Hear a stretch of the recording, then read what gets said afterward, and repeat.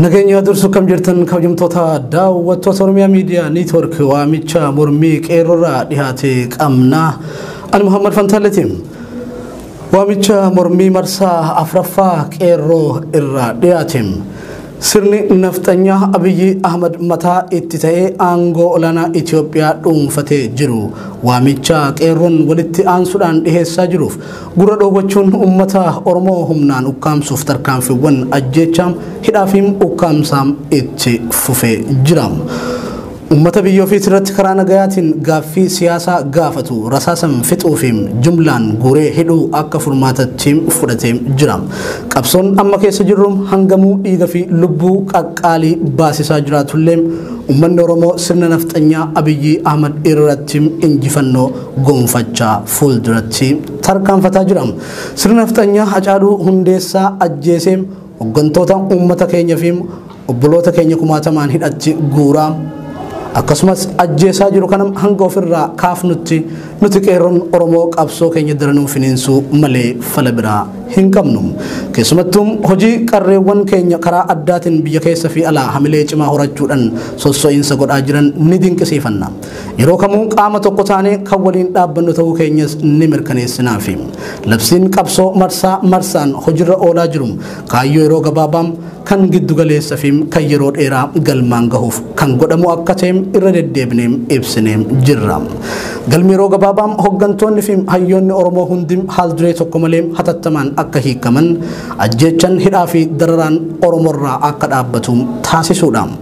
Kaayyoon keenya kan yeroo giddu galeessaa loltoonni sirna nafxanyaa kumaatamaan Oromiyaa keessa buufatanii uummata Oromoo hiraarsaa jiran Oromiyaa gadhiisanii akka ba'an taasisuudha.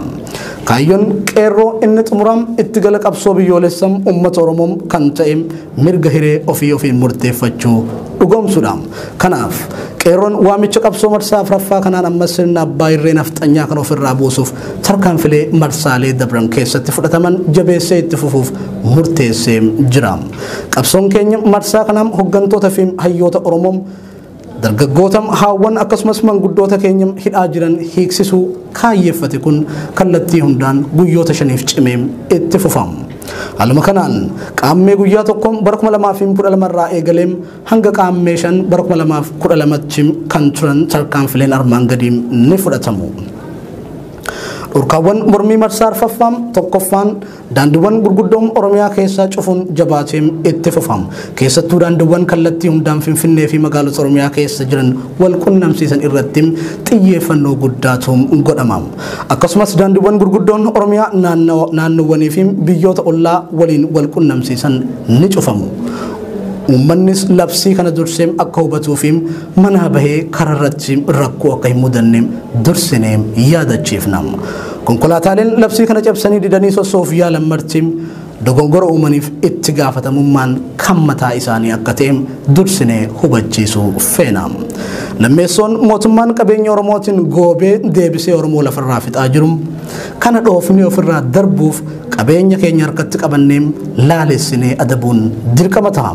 Guyyoota labsiin kun hojiirra oolu keessatti uummanni keenya oomisha bifa kamiiyyuu akka gabaa Finfinneetti hin baafne waamichaam dhiheessina.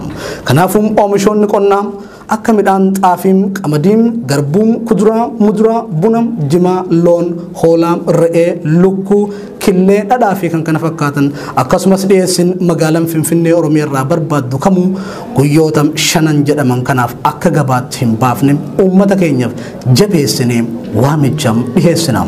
Dubartoonni daldala dhiheessii armaan olitti sarreeffaman gabayarraa hambisuu keessatti qooda guddaa qabu.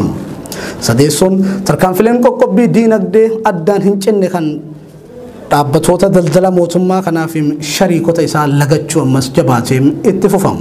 Kana keessatti baankileen geejjiboota hoteelota manneen nyaataa fi dhugaatii oomishoota nyaataa fi dhugaatii bakkoota bashannanaa adda addaa fi kan kana fakkaatan qabeenyummaan isaanii kan mootummaa fi shariikota isaa ta'an hunda lagachuun itti gurguruu fi irraa bituu diduun tajaajila dhorkachuu fi tajaajila isaanii fudhachuu lagachuun cimee itti fufa.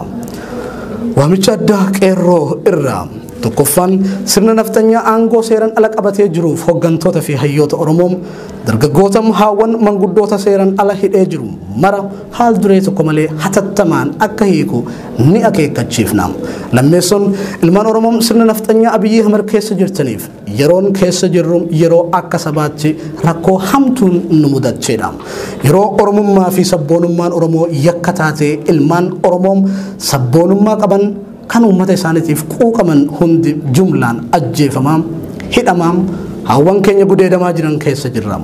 Ilmaan Oromoo sadarkaa gandarraa hanga sadarkaa federaalaatti akkasumas biyyoota garaagaraa keessatti sirni mootummaa nafxanyaa Oromoo diinonfatee wajjin hojjechaa jirtan yeroon uummata keessa wajjin dhaabbattan amma waan ta'eef warri dandeessan sirnicha keessa teessanii aantummaa uummata keessanii agarsiisuudhaan keessoo sirnichaa akka dadhabsiiftan yoo san dadhabdan immoo qabsoo Oromootti gufuu ta'uurraa akka of qusattan waamicha isiniif goona.